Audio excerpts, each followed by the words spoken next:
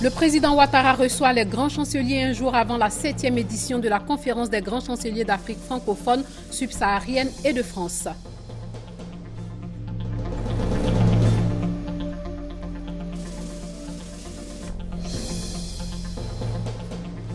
La lutte contre l'orpaillage a atteint sa vitesse de croisière. Le gouvernement passe à la répression. Les sites illégaux fermés et des orpailleurs déguerpis.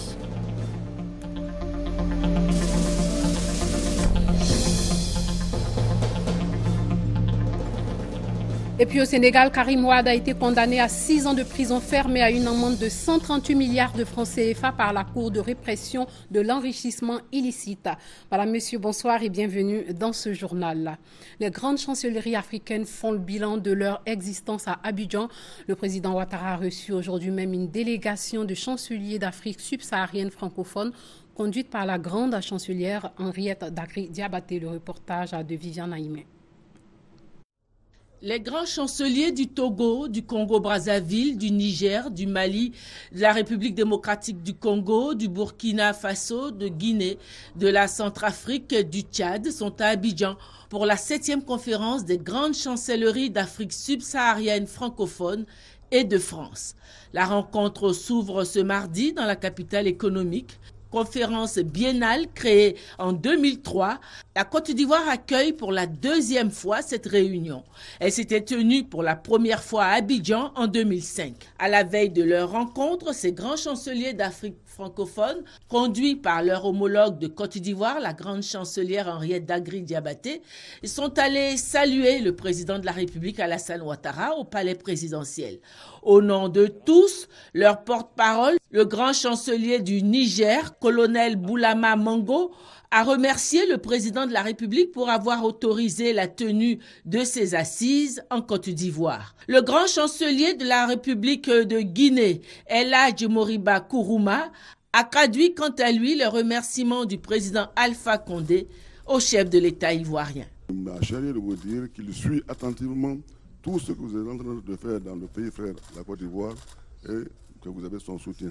C'est pour cette raison qu'il m'a chargé d'un petit présent et à vous remettre, pour vous dire son encouragement et qu'il est avec vous. Merci, Monsieur le Président. En réponse à ces hôtes, le président de la République leur a signifié la joie et la fierté de la Côte d'Ivoire d'abriter une nouvelle fois cette réunion. Et selon les règles d'usage dans la tradition, le président de la République a donné des nouvelles de la Côte d'Ivoire, faisant un tour d'horizon des avancées enregistrées dans tous les domaines de la vie nationale. La Côte d'Ivoire est désormais de retour. Le président de la République a conclu en traduisant son attachement à la coopération régionale. Le défi pour l'heure est la lutte contre Boko Haram. La Côte d'Ivoire sera solidaire dans ce combat, a dit le président de la République. Les années à venir, la Côte d'Ivoire pourra continuer de renforcer la coopération avec notamment les pays voisins et bien sûr tous les pays francophones et les pays du continent. Et à cet égard, nous tenons beaucoup à ce que, au niveau de la sous-région, nous puissions mieux nous organiser pour la lutte contre les mouvements terroristes. Nous allons tenir un sommet CEDEAO-CEAC à Accra le 8 avril prochain parce que nous voulons être sûrs que pas seulement les pays du bassin du lac Tchad, mais également tous les pays du bloc. CEDEAO, CEAC puisse se rencontrer après les élections présidentielles du Nigeria pour que nous puissions affiner nos contributions également. Certains pays comme la Côte d'Ivoire et d'autres, le Bénin notamment, pourraient être amenés à fournir également des troupes pour essayer de maîtriser ce phénomène Boko Haram. Donc le développement c'est bien, c'est important, la paix est essentielle. Mais évidemment, il nous faut nous organiser pour essayer de combattre ce phénomène terroriste, notamment le phénomène Boko Haram. Une photo de famille a fixé la rencontre. La 7e réunion des grands chanceliers d'Afrique subsaharienne francophone et de France se tient demain ici à Abidjan autour du thème les grandes chancelleries hier, aujourd'hui et demain. 12 pays ont confirmé leur présence au bord de la lagune ébriée. Les enjeux de ce conclave avec Maï Sakou. Des grands chanceliers issus de 12 pays de l'Afrique francophone et de la France vont converger ce mardi dans la capitale économique ivoirienne pour tenter de donner un nouveau souffle à leurs fonctions. À travers des partages d'expériences, ils devront tracer les contours d'une chancellerie pas seulement pourvoyeuse de médailles, mais d'une institution de l'ordre national capable de promouvoir l'esprit du mérite à travers des actions concrètes. Il s'agira aussi pour ces grands chanceliers de faire le point des recommandations faites lors de la 6e conférence tenue en 2013 au Niger, avant de se projeter vers le futur. Le thème de leur 7e rencontre est « Les grandes chancelleries, hier, aujourd'hui et demain ». L'idée, c'est de voir comment la grande chancellerie peut négocier une sorte de terrain commun entre les valeurs républicaines et la promotion du mérite et l'engouement général des jeunes pour ce qu'ils aiment, mais aussi leur intéressement aux valeurs plus fondamentales qui sont le mérite, la dignité, le respect de soi-même et le respect des lois et des valeurs de son pays. La Côte d'Ivoire, qui abrite pour la 2e fois cette rencontre biannuelle, jouera un rôle prépondérant lors de l'événement. La Côte d'Ivoire a, de par l'histoire, un rôle qui est un peu traditionnel et historique d'animer l'espace de l'Afrique de l'Ouest d'une part, mais l'espace de l'Afrique en général. Donc c'est cette initiative que nous voulons reprendre de manière plus pleine, avec des moyens plus nouveaux, dans un contexte politique qui est celui de l'émergence. Les Africains sont intéressés de voir un pays qui sort de crise et qui déjà commence à apparaître comme étant l'un des pays phares.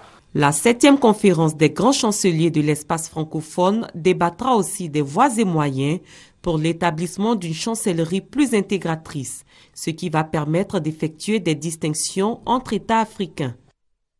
Fermeture des sites illégaux et déguerpissement des orpailleurs clandestins en vue de rationaliser l'activité. L'orpaillage, cette pratique illicite des mines artisanales, porte un coup à l'économie, à l'environnement et à la sécurité. Lansine Bakayoko. La lutte contre l'orpaillage rentre dans sa phase répressive. Le gouvernement a procédé ce lundi au lancement des opérations de fermeture des sites illégaux. 148 sites et leurs occupants sont visés. Face à la prolifération de l'orpaillage illicite et clandestin sur l'ensemble du territoire et à ses conséquences néfastes, aussi bien sur les populations que sur l'environnement, le gouvernement a adopté un programme triennal 2014-2016 de rationalisation de l'orpaillage. Pour cette première vague, ce sont les régions du Nord et du Centre qui sont concernées. Mais l'opération confiée à la gendarmerie nationale va s'étendre dans les prochains jours à l'est du pays. 13 comités locaux ont déjà été installés à cet effet.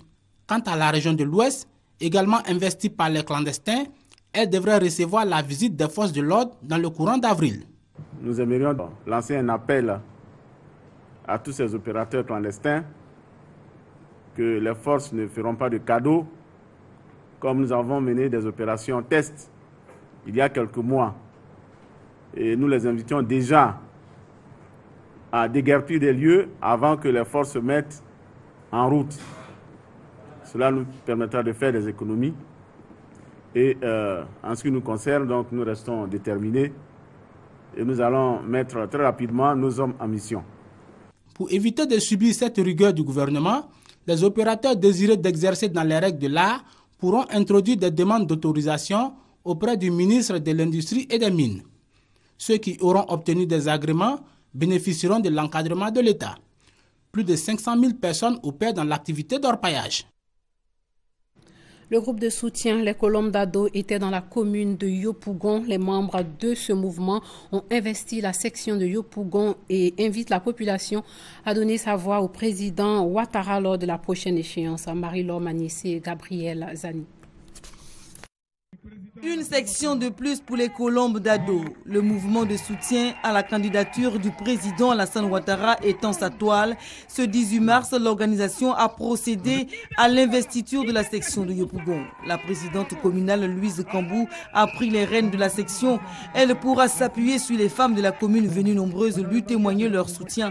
La présidente nationale des Colombes d'Ado, Kone Aïcha, a rappelé la mission contribuer à la réélection du président Alassane Ouattara à la tête du pays. Créé en 2009, le mouvement Les Colombes d'Ado compte déjà 13 sections. Il entend couvrir tout le territoire dans les prochains mois. Le Rassemblement pour la paix et le progrès RPP a lui aussi investi sa coordination communale à Gagnoa. Cette coordination est composée de 6 sections et 24 comités. Le RPP participera à l'élection présidentielle d'octobre 2015 à Léandro. Communion entre la direction et les militants du RPP, le Rassemblement pour la paix et le progrès à Gagnoa. Nous sommes à l'investiture de la coordination communale du parti à Laurent-Dona Fologo, une coordination forte de 6 sections et 24 comités de base. Sa présidente et ses collaborateurs promettent de l'étendre à toute la région du Gord. Il faut installer tous les comités de base partout, avoir beaucoup de sections et collaborer avec les autres partis politiques, les voir comme des frères et non des ennemis. Et c'est de bonne guerre, dira le secrétaire général. Le RPP devra s'affirmer aux élections prochaines. Il s'agira pour ce parti de paix, selon Ouattara Nyonzié, de faire profiter aux Ivoiriens ses idéaux de partage et de progrès. Sur la question, il salue le développement impulsé par le président Alassane Ouattara et d'ajouter que l'essentiel qui reste, c'est le combat contre la pauvreté et la consolidation de la paix pour des élections apaisées en Côte d'Ivoire. Le numéro 2 du RPP exhorte gouvernement et population à poursuivre leurs efforts communs en faveur de la réconciliation nationale. Il ne faut pas que des actes viennent contrarier le climat politique qui est en train de s'instaurer et qui a l'air de marcher. On peut faire la politique sans être forcément obligé de se battre. On peut faire la politique sans faire le choix de la violence.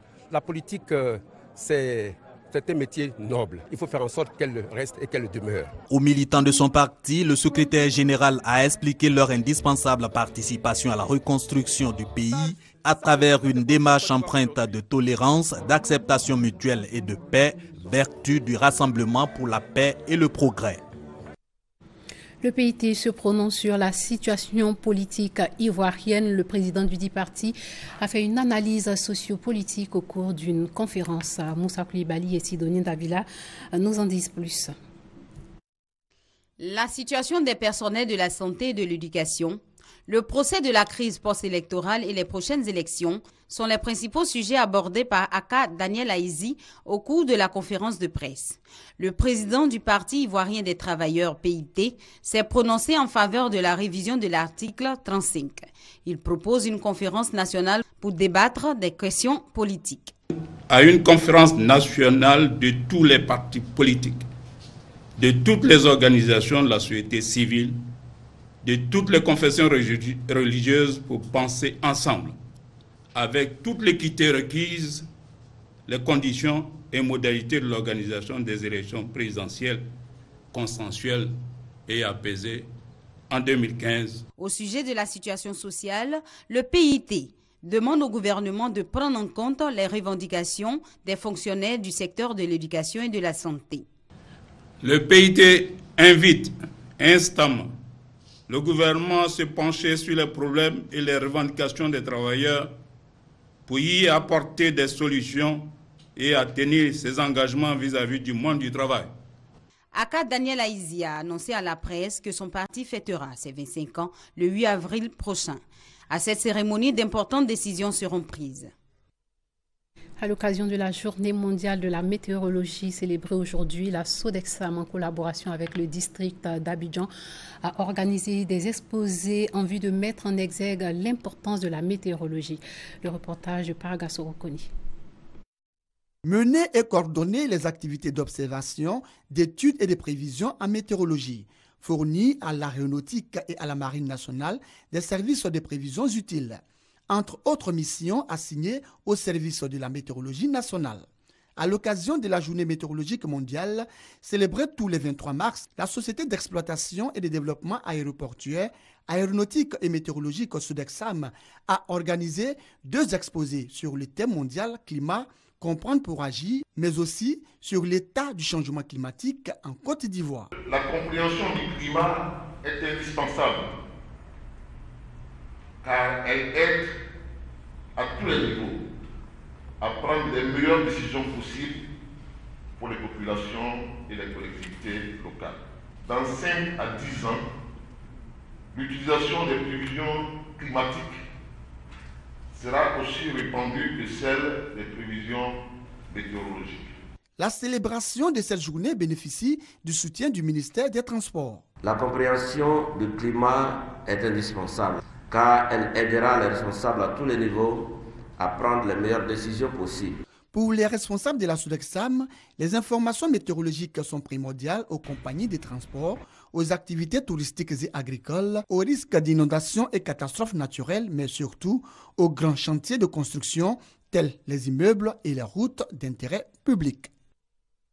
La réduction des déchets d'origine nucléaire, radiologique, biologique et chimique NRBC était au cœur de la 7e table ronde des points focaux des centres d'excellence NRBC. Objectif, inciter les gouvernants et les acteurs impliqués dans la lutte contre ces matières dangereuses. Le reportage de Konaté Moussa. Les matières d'origine nucléaire, radiologique, biologique et chimique NRBC constituent des menaces pour la sécurité de l'environnement et des personnes. Il faut donc prendre des dispositions pour réduire les risques liés à ces matières. C'est tout le sens de la 7e table ronde des points focaux nationaux des centres d'excellence NRBC à Abidjan. Une rencontre d'experts pour sensibiliser les décideurs à la mise en œuvre de politiques de réduction des risques. Ces menaces, il faut le préciser, se posent non seulement en termes de danger pour les humains, mais aussi pour l'environnement que nous sommes tous appelés à protéger. À travers donc son adhésion à l'initiative des centres d'excellence NRBC, le gouvernement ivoirien démontre ainsi sa volonté et son souhait de voir renforcer les capacités de ces structures de gestion et d'intervention en cas de crise liée aux matières d'origine NRBC. La Côte d'Ivoire est membre de l'initiative des centres d'excellence NRBC depuis 2013. Le pays s'est doté d'un plan national d'action pour la réduction des dangers liés aux matières NRBC. Une action saluée par les experts. Une telle feuille de route est véritablement un grand pas pour la réduction du risque NRBC. C'est la fonction première de l'État, la protection de ses citoyens, qui est ainsi renforcée, qui est mise en avant, qui est réaffirmée. Mais c'est aussi assurer aux investisseurs un cadre de travail qui protège le développement économique et social de votre pays dans le long terme. L'initiative des centres d'excellence NRBC, financée par la Commission européenne, a pour but de développer la culture du risque et de sécurité face aux menaces des déchets d'origine NRBC. Les États-Unis d'Amérique ont mis en place un programme de formation, d'entraînement et d'encadrement des marines africaines dénommé African Partnership Station. Le but de cette opération est de permettre d'améliorer l'interopérationnalité et la compétence des pays du Golfe de Guinée. Au-delà, améliorer la sécurité dans les eaux territoriales et les zones économiques exclusives. La Marine nationale a participé à cet exercice à Boussanogo. La 6e édition de l'exercice de sécurité maritime dénommé Obangame Express 2015, lancé au centre opérationnel de la Marine nationale. Il s'agit d'un exercice interallié initié par les États-Unis d'Amérique en vue de faire la promotion de la sécurité et la sûreté maritime dans les eaux du Golfe de Guinée. Il permettra donc à la marine ivoirienne de tester son dispositif sécuritaire afin de s'assurer de sa capacité à faire face aux menaces de piraterie et autres formes d'attaque dans les eaux au large des côtes ivoiriennes. Obangame Express 2015 vous aidera à mettre en pratique votre propre processus et à raffermer les relations avec les pays voisins dans la région. Au moment où vous travaillez à l'objectif commun de sécuriser le domaine maritime. Nous allons profiter quand même de cet exercice pour travailler avec les différentes administrations concernées par l'action de l'État en mer. Aussi, Cet exercice nous permettra de tester le fonctionnement de nos différents centres d'opération. Plusieurs scénarios sont donc prévus, notamment la fouille d'un bâtiment en situation irrégulière, la lutte contre la pêche illicite et des actions de lutte contre le trafic de drogue. Cet exercice participe aussi de la recherche de solutions dans une approche sous-régionale de mutualisation de moyens de la lutte par la synergie qu'elle crée entre les différentes forces qui sont impliquées dans sa mise en œuvre. L'opération Obagame Express 2015 concerne tous les États du Golfe de Guinée, de la CEDEAO et aussi la Commission du Golfe de Guinée. La Côte d'Ivoire est à sa 3e participation. Kobena Kwasi Adjoumani, ministre des Ressources animales et halieutiques, est le nouveau président du Centre international de recherche et développement sur l'élevage en zone subhumide, et ce pour 2 ans. Kobena Kwasi Adjoumani entend impliquer plus étroitement les pays membres dans le fonctionnement de l'Institut. Hervé Blé. Le CIRDES se porte mal, il y a urgence à le sauver. Les caisses du Centre international de recherche et développement sur l'élevage en zone subhumide sont vides. Seuls 3 pays sur 8 ont payé leur quote-part. Structure internationale sous-régionale, le CIRDES mène des recherches sur les maladies parasitaires animales et sur l'amélioration des pâturages et des cultures fourragères. Sans financement, l'institution a du mal à faire face au salaire du personnel, surtout à mener à bien ses activités. Pourtant, il faut bien que cela se fasse et dans de meilleures conditions. Désigné à la présidence du CIRDES, le ministre des Ressources animales et halieutiques Kobena Kwasi Adjoumani entend aider l'institution à relever la tête. Certes, les attentes de nos populations sont nombreuses, mais avec les compétences qui animent le CIRDES, nous pouvons faire beaucoup et plus.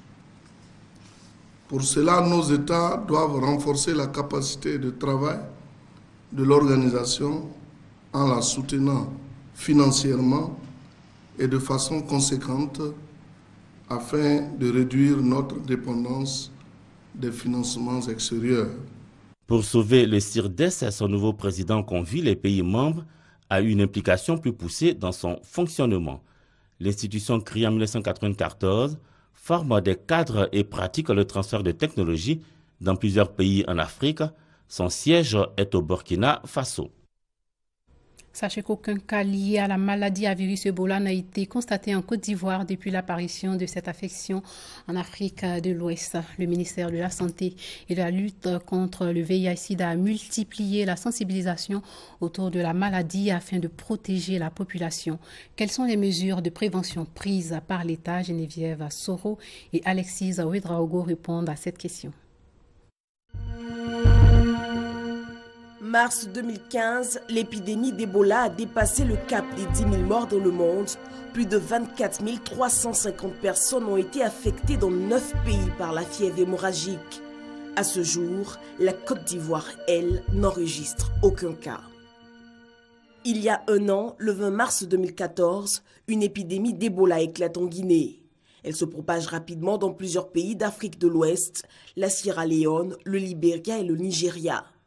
Très vite, l'État ivoirien met en place sa stratégie de prévention. On est obligé, pour la première fois, de faire face à une maladie qui ne s'était jamais déclarée dans notre sous-région. Il fallait donc mobiliser les ressources, mobiliser les intelligences, mobiliser les compétences pour faire face. Et le risque chez nous était d'autant plus élevé que nous avions une frontière commune avec la Guinée. Les mesures pour prévenir la propagation de la maladie se multiplient. La plus sérieuse, l'interdiction de consommer de la viande de brousse, un mets pourtant très prisé dans certaines régions. J'allais expliquer à ma tante du village, surtout à Toumoudi, où on aime manger la gouti ou la chauve-souris fumée dans le bon djumblé, les bons koala, allez lui expliquer que du jour au lendemain, parce qu'il y a une certaine maladie qui n'est même pas chez nous, de ne plus manger. Ça, c'était la partie la plus difficile. Des postes avancés sont installés aux frontières du pays. On y contrôle la température de ceux qui veulent entrer sur le territoire ivoirien. On les interroge sur leurs antécédents. Des visites surprises dans les restaurants spécialisés dans la vente de la viande de brousse sont aussi organisées pour décourager les plus téméraires. La population s'est sentie vraiment intéressée et encouragée. Et donc ça a été vraiment C'est la preuve que le système de santé quand même marche en Côte d'Ivoire. 28 juillet, toujours pour prévenir la propagation du virus, le gouvernement ferme ses frontières au pays où la maladie s'est déclarée. Malgré cette fermeture, les déplacements des populations se poursuivent via la forêt et les rivières frontalières.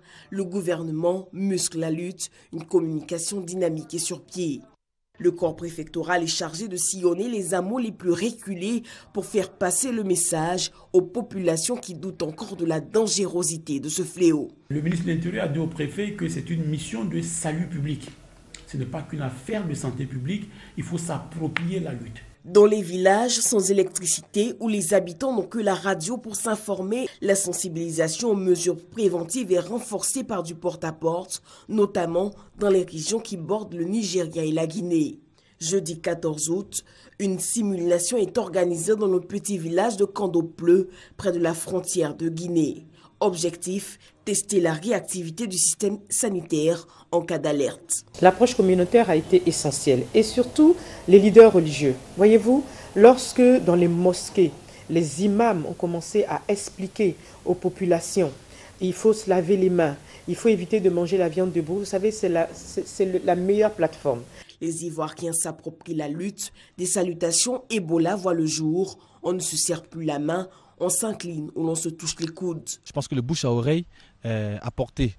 Chacun a été quand même le gardien de son voisin, chacun a été le porte-voix de ce message auprès de son voisin. Lorsque l'OMS annonce une épidémie hors de contrôle, c'est la planète qui se mobilise. Kits de protection sanitaire, caméras thermiques, ressources financières, l'aide nationale et internationale. En Côte d'Ivoire, syndicats, secteur privé, public, pays amis, tous se mobilisent. Sur la webosphère ivoirienne aussi, on se mobilise. En musique aussi, le blogueur Israël Yoruba pousse la chansonnette pour la lutte. Une chanson peut s'écouter dans une voiture, sur un lit, elle peut s'écouter dans son salon, dans la cuisine. Donc la chanson passe partout, j'ai envie de dire. Donc une chanson, elle est l'un des canaux les plus efficaces pour faire passer un message. Si aucun cas d'Ebola n'est déclaré à ce jour, la réelle préoccupation de l'Ivoirien reste la suivante. À quand la levée de l'interdiction de manger de la viande de brousse? Nous sommes encore menacés par l'épidémie de la maladie à virus Ebola. Il ne faut pas se projeter dans l'après-épidémie. Il faut faire en sorte que l'Afrique puisse contrôler, contenir l'épidémie, l'endiguer. Les chercheurs espèrent avoir trouvé un remède. Des vaccins se font dans plusieurs pays de la sous-région, mais l'espoir n'est pas encore concrétisé. Les essais cliniques se poursuivent.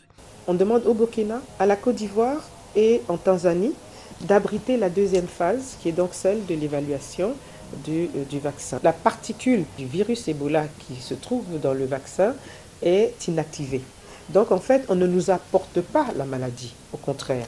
On utilise les anticorps pour pouvoir améliorer le vaccin. À ce jour, l'épidémie fléchit certes, mais il faut impérativement maintenir la vigilance.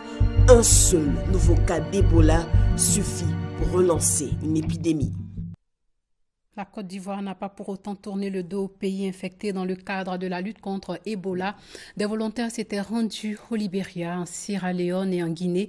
Ils sont de retour en Côte d'Ivoire. Ils sont sains et saufs et ont été honorés par les autorités ivoiriennes. Patricia Omo.